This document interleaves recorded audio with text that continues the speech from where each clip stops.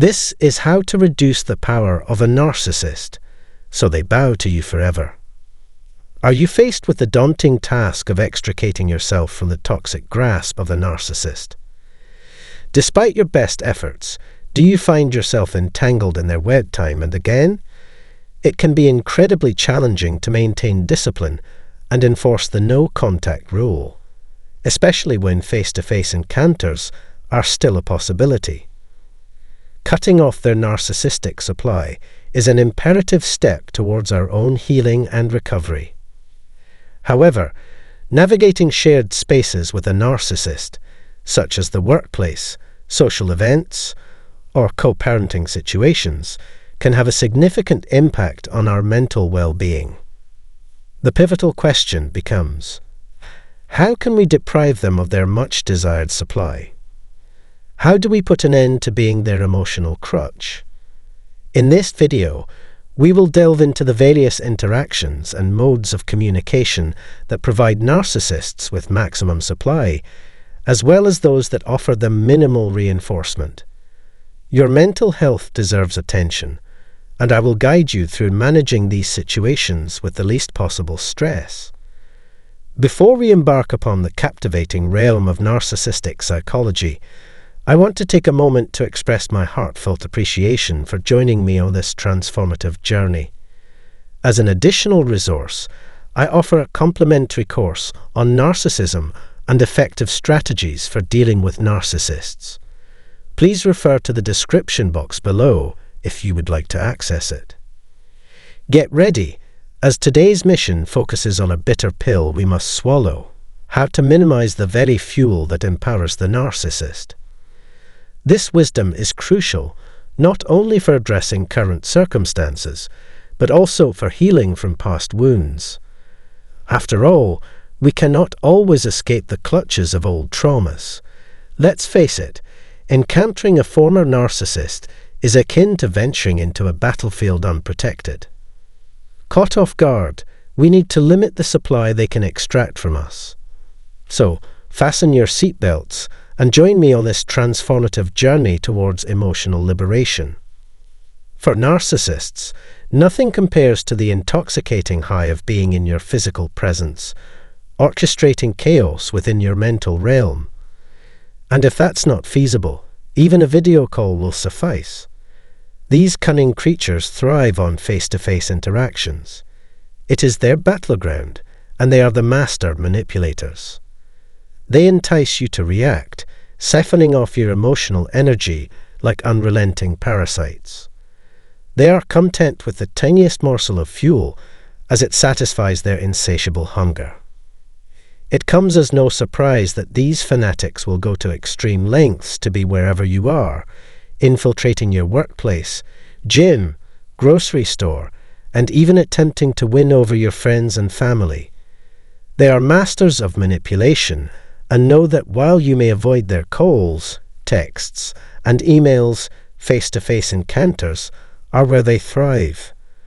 They will employ charm to resurrect sweet memories, make you laugh, and manipulate you into giving in. On the flip side, they are capable of driving you up the wall, deliberately provoking explosive reactions to feast on your emotional energy. So, if you find yourself ensnared in their web of lies and deceit, the key is to avoid them like the plague. However, let's face reality. Sometimes, due to shared custody arrangements or joint projects, you may be stuck with them. Fear not, my friends, for I offer you these essential tips.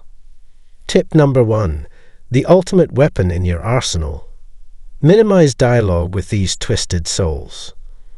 Do not succumb to their irresistible charisma. Instead, keep conversations mundane and devoid of any personal engagement. We're talking ice-cold, mechanical exchanges here, people.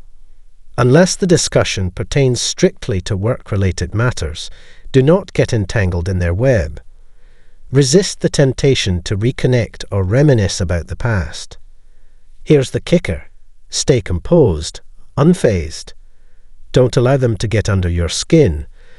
Once the conversation reaches a natural conclusion, feel free to walk away without hesitation. Now on to the second tip. Brace yourselves, as this is pro-level advice.